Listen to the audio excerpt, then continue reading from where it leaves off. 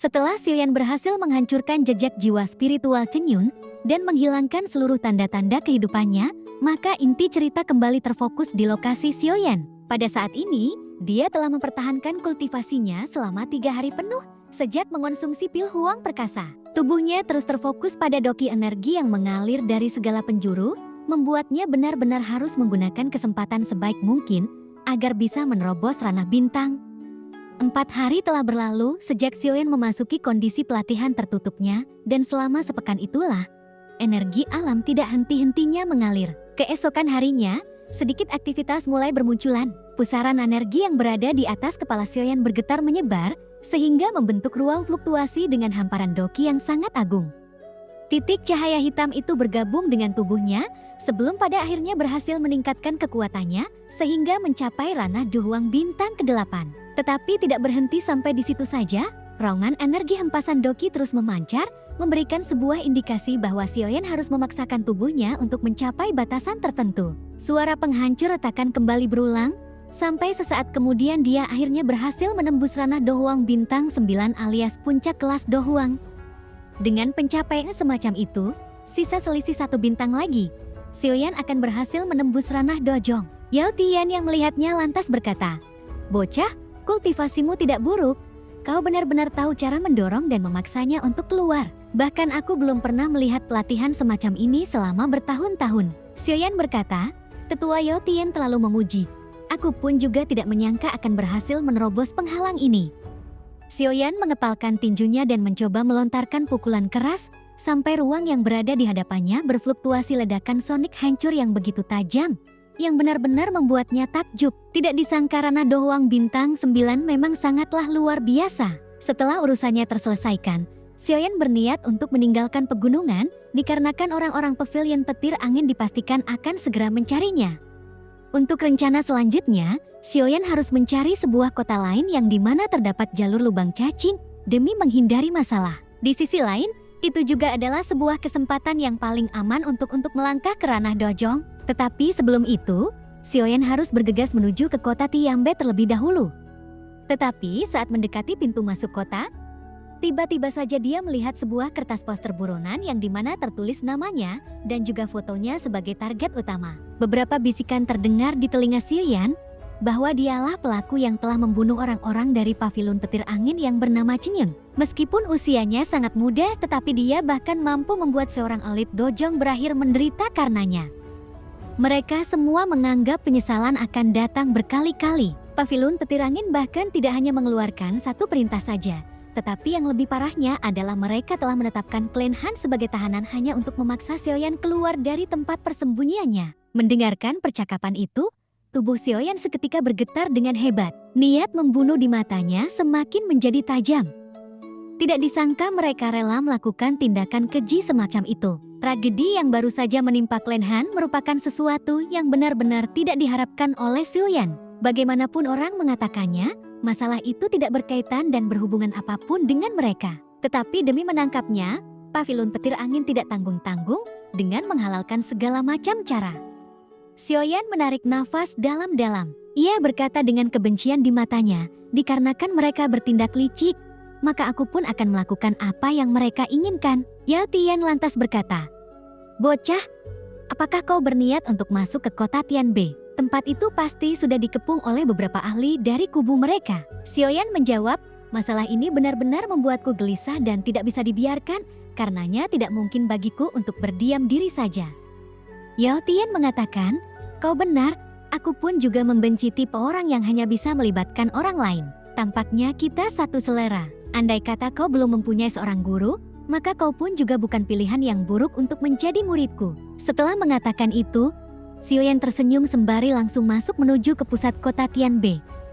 Yao Tian mengatakan kembali, "Selama aku masih hidup maka aku tidak akan membiarkan satu orang pun menyakitimu." Tekad Xiaoyan tidak lepas dari rasa dendam. Meskipun pavilion petir telah mengubah kota Tianbe menjadi jurang neraka, tetapi tidak ada rasa takut sedikit pun di hatinya. Singkat cerita, suasana di dalam kota menjadi sunyi senyap setelah para petinggi pavilion petir menjadikan tempat itu sebagai sebuah penjara tawanan. Meskipun Hanpi telah mencoba untuk melakukan perlawanan, tetapi yang bisa mereka lakukan hanyalah menutup pintu masuk dan keluar agar musuh tidak langsung menerobos masuk ke dalam istana. Beberapa masyarakat dan juga warga kecil dari mereka meyakinkan bahwa Xiaoyan tidak akan pernah menampakkan dirinya lagi. Apalagi sekarang kota Tianbei telah dijaga ketat oleh 3 sesepuh tertinggi, yaitu Tetua Feng, Tetua Lei dan juga Tetua Dian. Kekuatan ketiganya jauh lebih kuat dibandingkan dengan Chen Yun. Sementara di dalam istana, Hansu terus memasang wajah cemas sebab akibat apa yang telah menimpa Xiaoyan. Sampai dia berkata kepada Han Yu bahwa kakak, menurutmu apakah dia akan datang? Hanyu menjawab, aku rasa begitu, dia akan segera datang. Namun Hansu berkata, aku harap dia tidak pernah datang. Ketiga orang dari pavilion petir itu bahkan ditakuti oleh kakek buyut.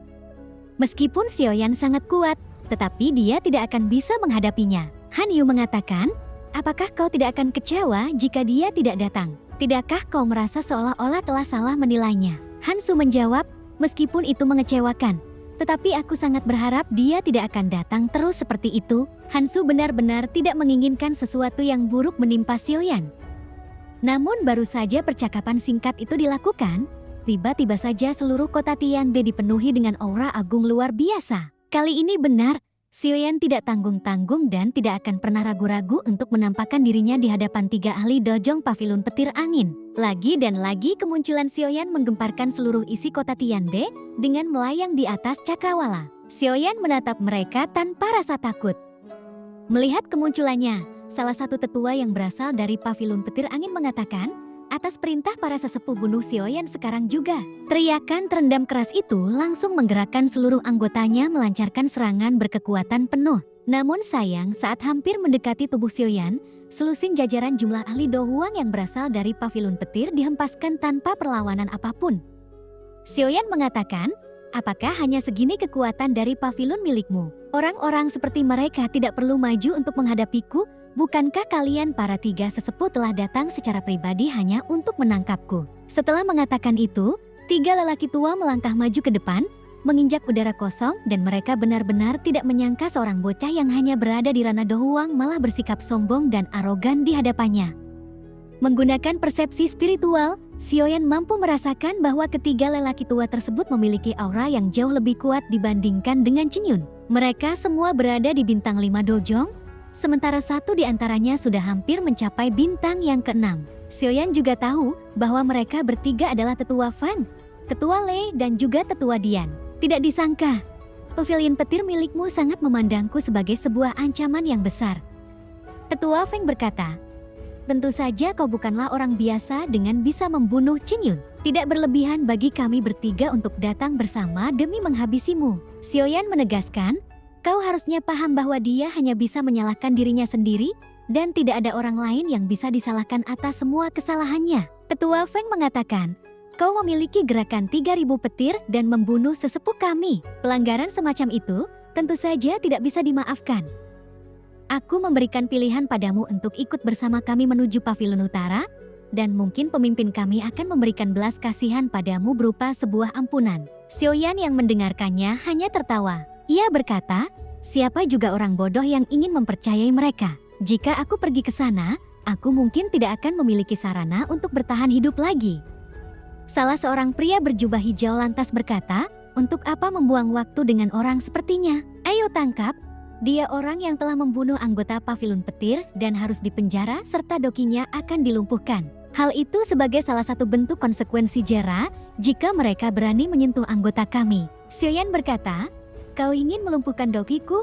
Aku ingin melihat bagaimana kau melakukannya.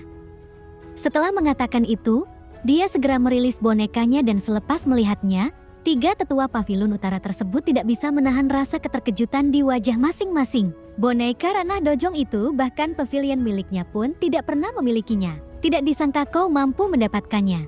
Tetapi itu belum cukup untuk melindungi nyawamu. Mendengarkan itu, Xiaoyan berkata, jikalau itu belum cukup, bagaimana dengan ini? Setelah mengatakannya, Xiaoyan mengusap lembut cincin berwarna putih di tangannya. Kekuatan spiritual melonjak di tubuhnya dengan kekuatan luar biasa. Sayap tulangnya menghilang, dan dia mampu menginjak udara kosong. Tetua Feng mengatakan, Ini adalah sebuah fakta seperti apa yang digambarkan oleh Hong Tian. Aura kekuatan bocah ini sudah berada di ranah Dojong bintang 7 mendekati tingkatan ke-8. Selain itu, kekuatan spiritual yang dia miliki sangatlah murni. Sepertinya ada tubuh jiwa yang bersemayam di dalam dirimu.